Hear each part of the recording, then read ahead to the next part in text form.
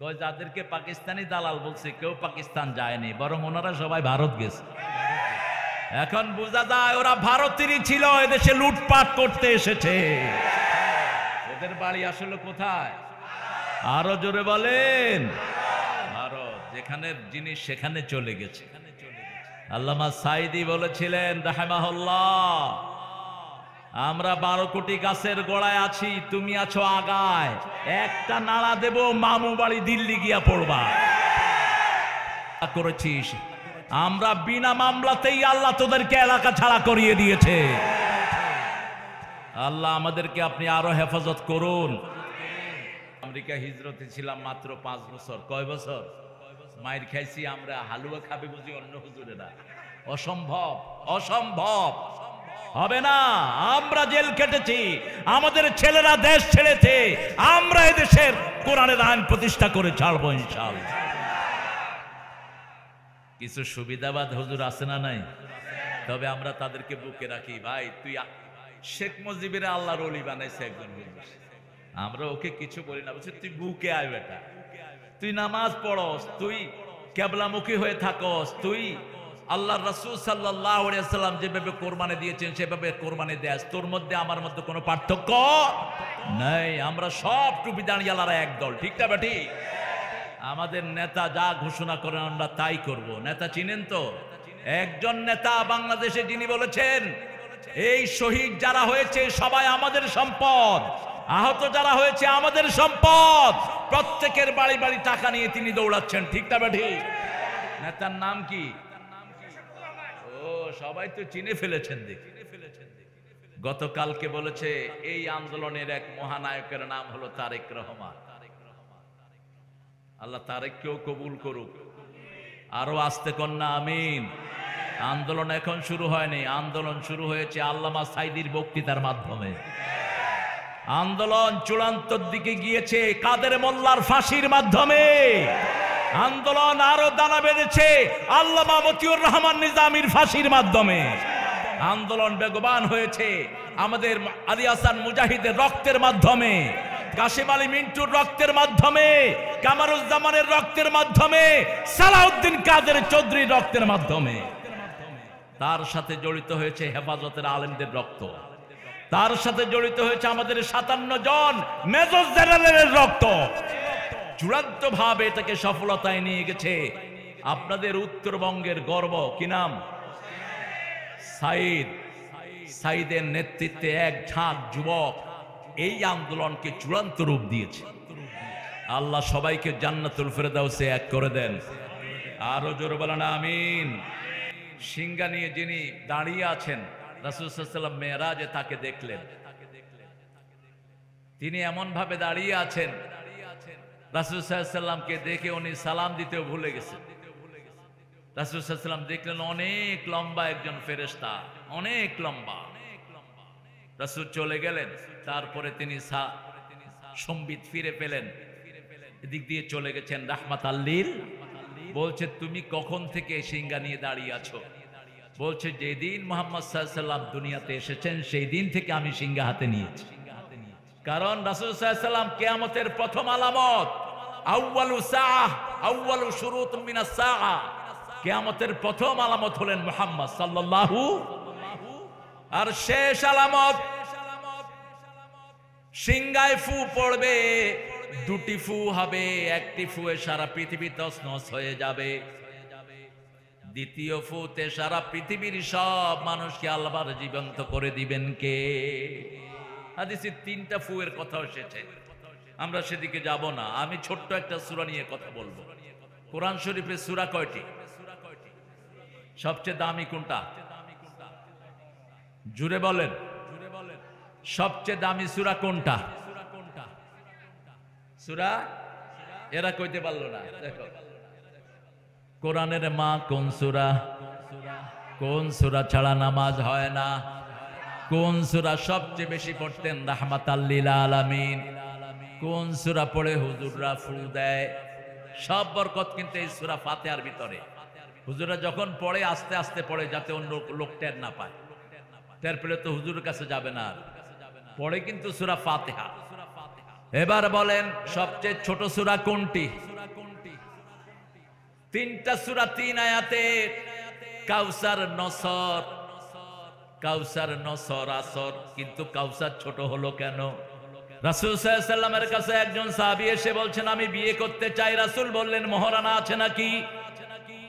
বিয়ের প্রথম শর্ত হলো মোহরানা। আর আজকে মোহরানা না খেয়ে আমরা বিবি থেকে যৌতুক নেই, রংপুরে এটা নাই। আবার মেয়েকে হাত করার জন্য তাবিজও করা হয়, জাদুও করা হয়, টোনাও করা হয়।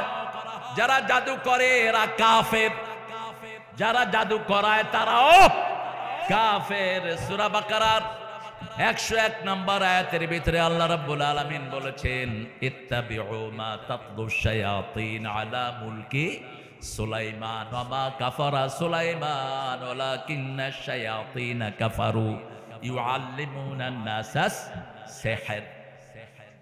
ইত্তাবিউ মা তাতলুশ শায়াতিন আলা মুলকি সুলাইমান। এখানে আল্লাহ রাব্বুল আলামিন বলছেন জাদু করা কোনো মানুষের কাজ নয়, জাদু করা হলো কুফরি। জাদু করা কি? কুফরি। ইউআল্লিমুনান নাসাস সিহর, শয়তানের কুফরি হলো মানুষকে জাদু শিক্ষা দেয়। জাদু যারা করে, যারা করায় এদেরকে হত্যা করে ফেলো। রাসূলের ইসলামী সমাজ যদি থাকতো জাদুকরদেরকে কি করা হতো? কি করা হতো? হত্যা করা হতো। জাদু থেকে বাঁচবেন কেমন? রাসূল সাল্লাল্লাহু আলাইহি ওয়াসাল্লাম তিনটা সূরা পড়তেন সব সময়। কয়টা? কুল হুয়াল্লাহু, কুল আউযু বিরাব্বিল, কুল আউযু বিরাব্বিন। এই তিনটা সূরা পড়তেন আর নিজেকে ফু দিয়ে বলতেন কাফাতা কাফাতা কাফাতা, যথেষ্ট যথেষ্ট যথেষ্ট। আর যাদের উপর যাদের অ্যাকশন হয়ে যায় তারা পড়বে সূরা তাহা, সূরা বাকারা। যেই ঘরে সূরা বাকারা পড়া হয় 3 দিন পর্যন্ত শয়তান ওই ঘরে কবজা নিতে পারে না, উকিও দেয় না, উকিও দেয় না শয়তান ওই ঘরের দিকে। পড়বেন তো সূরা বাকারা। কথা বলেন। আমরা আজকে পড়ব একটা ছোট্ট সূরা থেকে কথা বলবো। সাহাবী এসে বললেন যখন বিয়ে করব, রাসূল বললেন হাল আনদাকা সূরাতুল কাউসার, তোমার কাছে কি সূরা কাউসার আছে? তিনি বললেন আছে। হাল আনদাকা সূরা কাফিরুন, আছে আছে। হাল আনদাকা সূরা জিলজাল, তোমার কাছে কি সূরা জিলজাল আছে? আছে। হাল আনদাকা সূরা নাসর, তোমার কাছে কি ইযা জা নাসরুল্লাহ আছে? আছে। যাও বিয়ে করো, কোনো সমস্যা নাই। এই 4টা সূরা যার কাছে আছে সে সম্পদশালী হয়ে যাবে। কয়টা সূরা? আবার সূরা জিলজালকে নিসফুল কোরআন বলেছেন রাহমাতাল লিল। এই 4টা সূরা কোরআনের 1/4 একবার পড়বেন, 2 বার পড়বেন, 3 বার পড়বেন, 4 বার পড়লেন পুরা কোরআনের সওয়াব হয়ে যাবে। আবার সূরা ফাতিহা একবার পড়লে, 2 বার পড়লে 1 খতম কোরআনের সওয়াব আল্লাহ আপনাকে দান করে দিবেন। 2 মা মিলে 1 বাবা, ঠিক না বে ঠিক? কথা কন না কেন? মা হলো 1 শব্দ আর মামা কয় শব্দ? কয় শব্দ? কি সুন্দর মিল দেখেন। একজন মামার ভিতরে 2 জন মা লুকিয়ে আছে, ঠিক না বে ঠিক? আল্লাহ রাব্বুল আলামিন রাসূল সাল্লাল্লাহু আলাইহি ওয়াসাল্লাম যখন নিজের ছেলে কাসেমকে হারালেন, পুত্র শোকে বড় বেদনা বিধুর। পাশের ওয়ালে থাকতো আবু লাহাব। আবু লাহাব রাসূল সাল্লাল্লাহু আলাইহি ওয়াসাল্লামকে প্রথম দিকে বড় বেশি ভালোবাসতো। তার বান্দি আজাদ করে দেয়া হয়েছে তাকে রাসূলকে দুধ খাওয়ানোর কারণে। 1 মাস তার বান্দি রাসূল সাল্লাল্লাহু আলাইহি ওয়াসাল্লামকে দুধ পান করিয়েছেন। এই আঙ্গুলটা দিয়া সে তার বান্দিকে আজাদ করে দেয়। ইবনে আব্বাসের বর্ণনায় বুখারীতে হাদিস এসেছে আবু লাহাবের সব আগুনে পোড়া যাবে কিন্তু এই আঙ্গুলটা পোড়া যাবে। কি বরকত! রাসূল সাল্লাল্লাহু আলাইহি ওয়াসাল্লামকে সাথে রাখলেই বরকত। রাসূলের 2 কন্যাকে নিজের 2 ছেলেকে বিয়ে করিয়েছে। মক্কায় আবু লাহাবের চেয়ে বড় সেলিব্রিটি কেউ ছিল না। আবু লাহাব ছিল রক্তের মতো টসটসা, তার স্ত্রী জামিলা ছিল আরো সুন্দরী। এই 2 জন যখন পথ দিয়ে বেরিয়ে তো সারা মক্কার লোক ঝেঁকে পড়তো তাদের উপর। এত কিছুর পরেও যখন প্রথম ওহীর দাওয়াত নিয়ে আসলেন রাহমাতাল লিল, এই আবু লাহাব পাথর উঁচু করেছে আর বলেছে আলিহাদা দাউতানা তাব্বান লাকা ইয়া মুহাম্মদ, ও মুহাম্মদ তুমি ধ্বংস হও। আল্লাহ বললেন না, মুহাম্মদকে যারা চায় তারা ধ্বংস হবে না। আবু লাহাবের গোষ্ঠীকেই ধ্বংস করে দিয়েছেন কে? আবু লাহাবের গোষ্ঠী আমাদের দেশে ছিল কিনা? কথা কন না কেন? এখনো আছে কিনা? ওদের শত্রু হলো আলেমেরা, ওদের শত্রু হলো কোরআনের ছাত্ররা, ছাত্র শিবিরের ছেলেরা হলো ওদের আসল দুশ্মন। কারণ এরা নামাজ পড়ে, এরা কোরআন হাদিস বিলি করে, ঠিক না বেটি? এদের আর কোনো অপরাধ নাই। আবু লাহাব যখন রাসূল সাল্লাল্লাহু আলাইহি ওয়াসাল্লামকে বলল তাব্বান লাক, আল্লাহ ঘুরিয়ে দিলেন তাব্বাত ইয়াদা, পড়েন তাব্বাত ইয়াদা আবি লাহাবিন ওয়া তাব মা আগনা আনহু মালুহু ওয়া মা কাসাব। ধ্বংস হোক, নিপাত যাক আবু লাহাবের দুই হাত, ঠিক না বা ঠিক? ধ্বংস হোক, নিপাত যাক ইসলাম বিরোধীর দুই হাত, ধ্বংস হোক, নিপাত যাক আলেম বিরোধীর দুই হাত। আল্লামা সাইদি সাহেব মনে হয় যে কথাগুলো আজকের ময়দান দেখে দেখে বলেছিলেন। বলছে আমাকে যদি কখনো শহীদ করে দেয়া হয়, 1 বছরের মাথায় এদের সমস্ত শক্তি ছিন্ন বিচ্ছিন্ন হয়ে যাবে। আজ থেকে 10 বছর আগের আলোচনা, 1 বছরও যায়নি। আল্লামা সাইদিকে 14ই আগস্ট তারা মেরে ফেলেছে, 20 দিয়ে হত্যা করেছে আল্লামা সাইদিকে। যে ডাক্তার শয়তান হত্যা করেছে তার কোনো হদিস পাওয়া যাচ্ছে না। তুই লুকাবি কোথায়? মানুষ যেখানে পাবে সেখানে তোরে খুন করবে। কিছু খুনির কোনো রক্ষা নাই। তাদের একজন সেক্রেটারি ছিলেন, কি নাম জানি,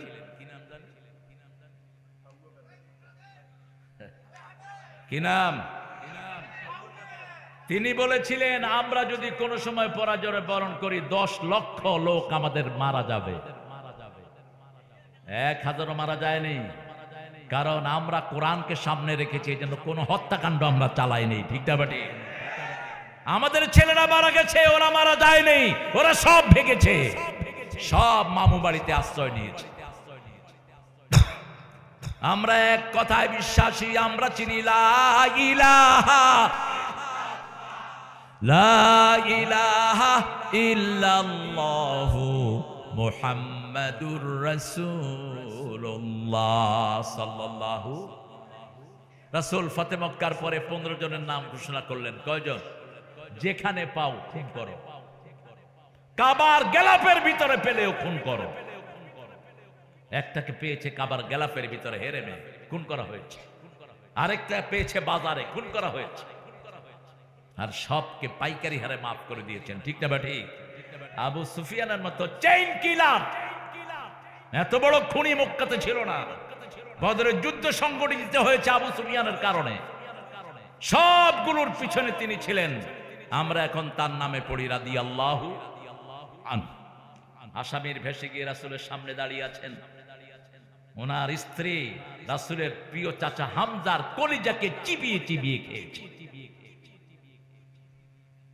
রাসূল সাল্লাল্লাহু আলাইহি ওয়াসাল্লামকে বলছেন মুহাম্মদ আমার সাথে কি আচরণ করবা?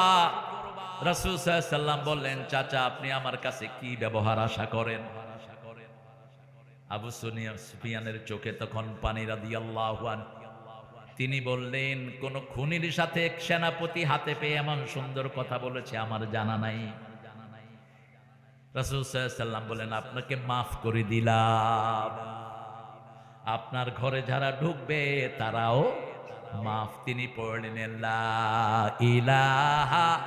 রাতে যারা তোমরা ফেসবুক চালিয়ে ঘুমাও, ঈমান নিয়ে ঘুমাতে পারবা না, ঈমান হারা হয়ে ঘুমাবা। রাতে কোরআন পড়ে ঘুমাও।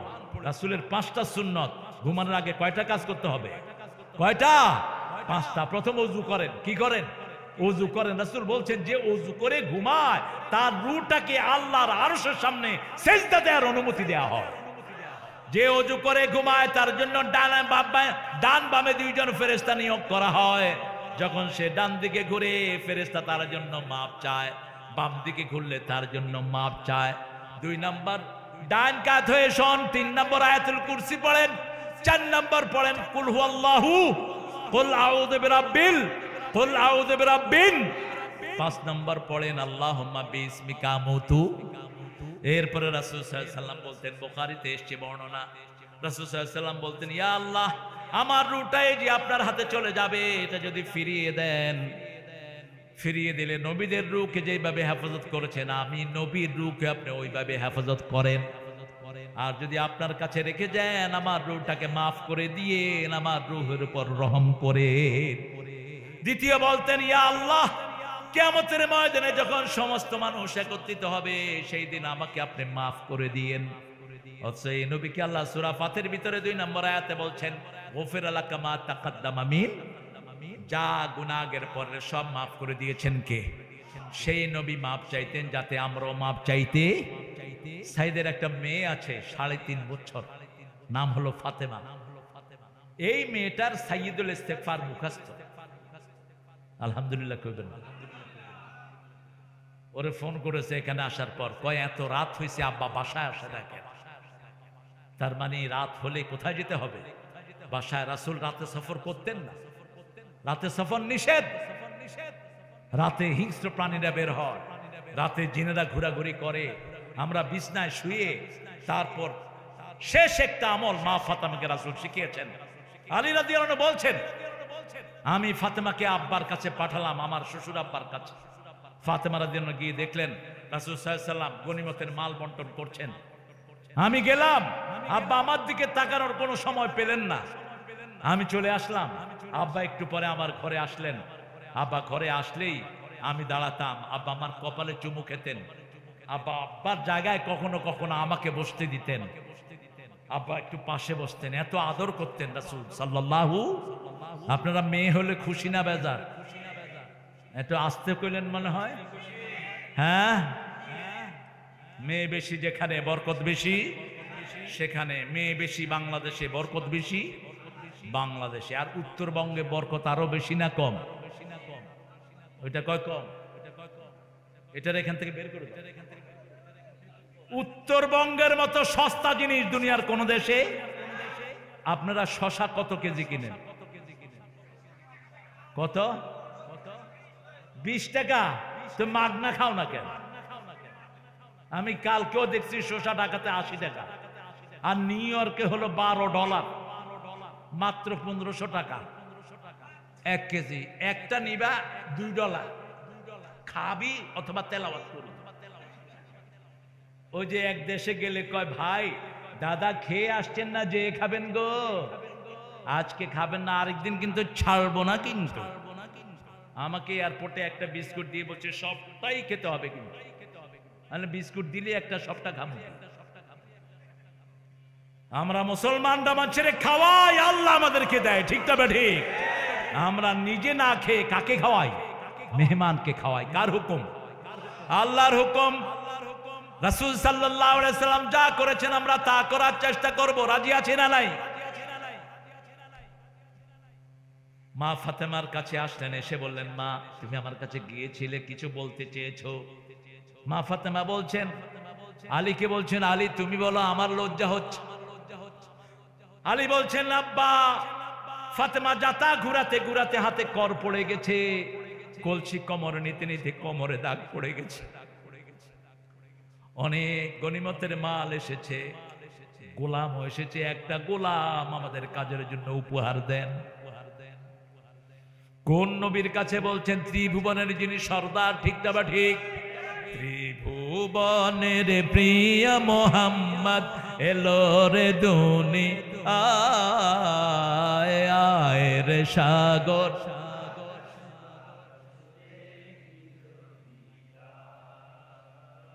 আয় রে সাগর।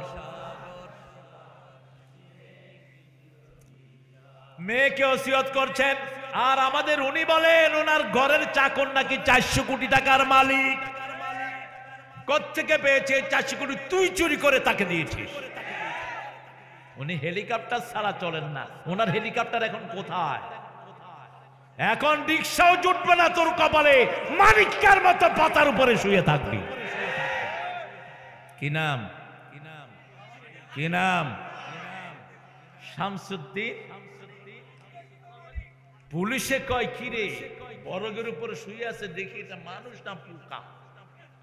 এই কিডা? কয় আমি। কয় তুমি কিডা? আমি শামসুদ্দিন মানিক। মানিক কে? গলায় গামছা বেঁধে উঠায় আনছে। কত অহংকার তুই করেছিস, ঠিক না বা ঠিক? কয় আমি সাইদিকে ফাঁসি দিয়েছি। আল্লাহ আল্লাহ, আমরা তোমার কাছে বিচার দিলাম, ঠিক না বা ঠিক? আর কোনদিন এই শয়তানগুলো সামনে আসতে পারবে? আল্লাহ তুমি উত্তম প্রতিশোধ গ্রহণকারী। সূরা সিজদার 22 নম্বর আয়াত আল্লাহ বলছেন, ইন্নালিল মুজরিমিনা মুনতাকিমুন, প্রত্যেক পাপিষ্ঠের আমি আল্লাহ প্রতিশোধ গ্রহণকারী। কোন পাপ আমরা গোপনে করব না, রাজি আছি তো? কারো ভূমি থেকে কাউকে সরাবো না। ফাতেমাকে বললেন ইত্তাকিল্লাহ, আল্লাহকে ভয় করো। এরপরে বললেন ও ফাতেমা, ঘরে নিজের কাজগুলো নিজেই করো, আর গোলামের চেয়ে শ্রেষ্ঠ একটা আমল তোমাকে আমি দিয়ে দিচ্ছি। রাতে যখন ঘুমাবা সুবহানাল্লাহ 33 বার, আলহামদুলিল্লাহ 33 বার, আল্লাহু আকবার 34 বার পড়বা। সারা দিনের ক্লান্তি আল্লাহ দূর করে দিবে।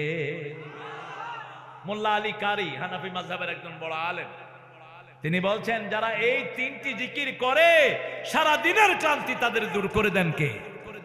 আমরা করব তো। এশার নামাজ পড়ে ঘুমাবো, উঠে ফজর পড়বো। রাসূল বলছেন মধ্যখানে সারা রাত তোমার নামাজ হয়ে যাবে। তুমি যদি নামাজি হও, তুমি যদি নামাজ কায়েমের আন্দোলন করো, তুমি যদি কোরবানি দাও, ইন্না শানিয়াকা হুয়াল, শত্রুদেরকে আমার হাতে ছেড়ে দাও। ইন্নাহুম ইয়াকিদুনা কাইদাও ওয়া আকিদু কাইদা ফামাহিলিল কাফিরিনা আমহিলহুম রুয়াইদা। কত রকম ষড়যন্ত্র করেছে। পুলিশের আইজিকে বলছে, ওই আইজি গুলি কর। আইজি বলছে একটারে গুলি করলে 10টা জামার বুতাম খুলে দেয়। বলছে এখন কি অবস্থা দেখেছিস? আইজি বলছে যেদিকে তাকায় লক্ষ লক্ষ মানুষ, কেউ ঘরে ছিল না। 5 তারিখ সকাল থেকে ঘর বন্ধ করে শিশু, মা, মেয়ে, ছেলে সব রাস্তা। এটা কি আপনারা নিজেরা করেছেন? সাহায্যকার আল্লাহ বলছেন তোমাদের মধ্যে যদি 20 জন ধৈর্যশীল হও, আমি 200 কাফেরের উপর বিজয় দান করে দেব। কার ওয়াদা? আল্লাহর ওয়াদা। আমরা ময়দানে নেমেছি, সাহায্য দান করেছেন কে? সবাই হেঁটে রওনা হয়েছে, কোনো গাড়ি নাই। সব ছুটেছে এক মন্তব্যে, তুমি খেয়ে আমি খেয়ে। ওখান থেকে ফোন আসছে, ওই যে একজন 5,500 কি হাজার এর বাংলার পিএইচডি দেয়া দরকার। একটা নতুন শব্দ তো ছেলেরা আবিষ্কার করেছে। ও ফোন করে বলছে, এই ওয়াকার, তোকে আমার মা এত উপরে উঠিয়েছে, তোর বউ বাচ্চা সব শেষ। জেনে রাখবেন গোলাম আজম সাহেবের ছেলে ব্রিগেডিয়ার জেনারেল আমান আজমির ডাইরেক্ট ছাত্র হলো এই ওয়াকার। আমান আজমিকে ষড়যন্ত্র করে আর্মির জেনারেল বানানো হয়নি, আর্মির চিফ বানানো হয়নি, সেনাপতি বানানো হয়নি, কারণ তিনি গোলাম আজমের ছেলে। তো তোমরা শাস্তি পাবা, ঠিক না ঠিক? মানুষের অধিকার থেকে মানুষকে বঞ্চিত করেছে। আমার আত্মীয় হন আমান আজমি ভাই, আমি ওনার আত্মীয় হই। এত চোখা ব্রেনি মানুষ আর্মিতে কখনো আসেনি, এত ট্যালেন্টেড একজন মানুষ। ওয়াকার বলল, আমাদের ওই সময়কার উনি বলেছেন 40 জন রয়ের সদস্য ওনার গণভবনের ভিতরে। বলছে সবাই বন্দুক লোড করো। 4 জন সেনাবাহিনীর প্রধান, পুলিশের প্রধান, নৌবাহিনীর প্রধান, বিমান বাহিনীর প্রধান ঢুকার সাথে সাথে তাদেরকে বন্দুক ধরেছে। যখন তাদেরকে বন্দুক ধরেছে, তাদের সৈন্যরা ওদেরকে বন্দুক ধরেছে। কারণ একজন আর্মির সাথে কমসে কম 40 জন থাকে। কয়জন? 40 জন। এটা রাসূলের সংখ্যা। রাসূল কোথাও সফর করলে কয়জন করতেন? কয়জন? কমসে কম 4 জন। কোথাও পাঠালে 4 জন, তারপরে 40 জন, তারপরে 400 জন, 4000 জন, এইভাবে সৈন্য পাঠাতেন রাহমাতাল লিল আলামিন। এবার ওয়াকার বলছে তোমরা শেষ হয়ে যাবা। ওই ভাগুন্না প্রধানমন্ত্রী বলছে শেষ হয়ে যাবা। ওয়াকার বলছে আমরা শেষ হলে আপনিও থাকবেন না, আপনিও শেষ। বলছে আধা ঘন্টা সময়, হয় ভাগেন না হয় কাপড় খুলে নিবে মানুষ। কি সুন্দর রান্না করেছে, কোরমা পোলাও, কত সুন্দর সুন্দর খানা। হ্যাঁ, তোমারে কাঁঠাল খাওয়াইতি গো, আর হে খায় পোলাও, ঘি দিয়া পোলাও খায়। পোলাপান গিয়ে খায় আর খাওয়া মজা আছে তো। পোলাপান গণভবনের জিনিস এনেছে, আবার নিজেরা দিয়ে এসেছে, ঠিক না বা ঠিক? আমার ছেলেরা আমানতদার, এরা চোর না। চোর যেগুলো সেগুলো দেশ ছেড়ে ভাগছে। আল্লামা সাইদির বিরুদ্ধে মামলা দেয়া হলো, তিনি নাকি জিনা করেছেন। মেয়েটাকে নিয়ে আসা হলো আদালতে। তাজুল এখন চিফ প্রসিকিউটর হয়েছে, আমার স্নেহের, তোমাদের শেরপুরের তাজুল, চিনো না? তাজুল আমার অত্যন্ত আদরের। তো তাজুলের জেরা করছে, মা তোমার সাথে সাইদি সাহেব বাজে কাজ করেছে। কয় হ্যাঁ। তোমার জন্ম কবে? কয় ৭৫-এ। বাজে কাজ করছে কবে? কবে? ৭১-এ। তাজুল হেসে দিয়েছে, বলছে মাননীয় কি বিচারক, কথা শুনেন, এটাও গায়েবী মামলা হয়েছে। কি মামলা? গায়েবী মামলা যেহেতু দিয়েছো, ছেলে রয়েছে বগুড়ায়। আজকে এক মুরব্বী আমাকে বলছে, আমার ছেলে বগুড়া আজিজুল হক কলেজে পড়ে, আমার ছেলেকে মামলা দিয়েছে কিশোরগঞ্জে। এরকম হয়েছে কি হয় নাই? তোমাদেরকেও আল্লাহ গায়েব করে দিয়েছেন, ঠিক না ঠিক? মিথ্যা মামলা যেখানে জাহান্নামীরা যায়, সেখানে রাসূল বলেছেন, তোমার বিরুদ্ধে যদি কেউ মিথ্যা মামলা করে, তার সমস্ত সওয়াব আল্লাহ তোমার আমলনামায় দিয়ে দিবে, আর তোমার সব গুনাহগুলো তার আমলনামায়। এজন্য আমরা নামাজ পড়বো, আল্লাহর নামে কোরবানি দিব, তাহলে আমাদের শত্রুদেরকে দেশ ছাড়া করে দিবেন কে? কে দিবেন? ইন্না শানিয়াকা হুয়াল, তোমার শত্রুরা হুয়াল আফতার, তারা জল কাটা হবে, কেউ তাদের জন্য দোয়া করে না। কি বদনসিব! তাদের কোন নেতা মরলে মানুষ কি বলতো? আলহামদুলিল্লাহ। এরপরে নিচে দিয়ে লেখছে একটা উইকেটের পতন। আমি বললাম কি রে, ক্রিকেট খেললো? কেউ কেউ তাদের জন্য ইন্নালিল্লাহ পড়ে নাই, কারণ তারা ইন্নালিল্লাহ পড়া লোকগুলোকে মেরেছে, বহু আলেমকে তারা শেষ করেছে, ঠিক কিনা? ছোট্ট এক আলেম, কি নাম ওর? রফিকের সাথে আমার সাথে এদের এলাকায় আমরা একসাথে হলাম। রফিককে বললাম, কেমন আছো রফিক? বলছে, হুজুর, জেলখানার দিনগুলোর মনে পড়লে শুধু ডুকরে কান্না আসে। বললাম, সবচেয়ে ব্যথিত কোন জিনিস বলো? বলছে, ডিবি অফিসে আমাকে নিয়ে ওই যে আঙ্কেল, কি জানি নাম, সবাই চিনে দেখি, কি আঙ্কেল, আঙ্কা, বলছে এই বেয়াদব আমাকে নিয়ে উলঙ্গ করে পিটিয়েছে। রফিক একটা হাফেজে কোরআন, সন্তানের বাবা, দেখতে অ্যাপিয়ারেন্সটা ছোট, কিন্তু বয়সও তো চেয়ে ছোট না। সে বলছে, আল্লাহ, আমি আর কিছু দেখতে চাই না, আমি চাই এই সন্তানটার জন্য আপনি নিজ হাতে বিচার করেন। বিচার হয়েছে কিনা? কথা কন না কেন? ওই যে যে মেয়েটা বলছে আঙ্কেল, আরো কি কি জানি বলছে, আমি আর সেগুলো বলবো না। ইন্না শানিয়াকা হুয়াল হুয়াল আফতার। এখন তাদের নাম যারা নেয় তাদেরকে মানুষ পিটায়, ঠিক না ঠিক? আমরা আল্লাহর কোরআন অনুযায়ী চলবো, 5 ওয়াক্ত নামাজ জামাতে পড়বো। জামাত ইসলামী যদি আপনি করেন, সব ছাড় দেয়, কিন্তু নামাজ ছাড়। রোকন হতে হলে আগে দেখবে 142 ওয়াক্ত নামাজ আপনার মাসে আছে কিনা। আব্দুল গনি ভাই, এই কারণে আমাদেরকে বলা হতো, আমি হলাম জামাইচ্চা, জামাইচ্চা তারিক মনোয়ার। কিছু হুজুর আমাদেরকে ধরিয়ে দেওয়ার কাজ করতেন, এখন আমরাও তাদেরকে মাফ করে দিয়েছি। বুকে আয়, তাহলে এমন পিঠা খাবি ওদের সাথে দেশ ছাড়তে বাধ্য হবি। আমরা কোরআন নিয়ে থাকবো, রাজি আছি তো? নামাজ পড়বেন তো? কয় ওয়াক্ত? কোথায় কোথায়? মসজিদে। যত কষ্ট হয়ে কোথায় যাব? মসজিদে যাব। জাতীয় কবি মসজিদকে ভালোবাসতেন। আরেক পচা কবি, চুরি করা কবিতা, চুরি করা সুর। কি নাম জানি কবি? আমার পরানো যাহা চায়। কি কথা! আল্লাহ আল্লাহ এদের থেকে আমাদেরকে বাঁচান। আমাদের নজরুল কবিতা লিখেছেন, এই সুন্দর ফুল সুন্দর ফল মিঠা নদীর পানি, আল্লাহ তোমার মেহেরবানি।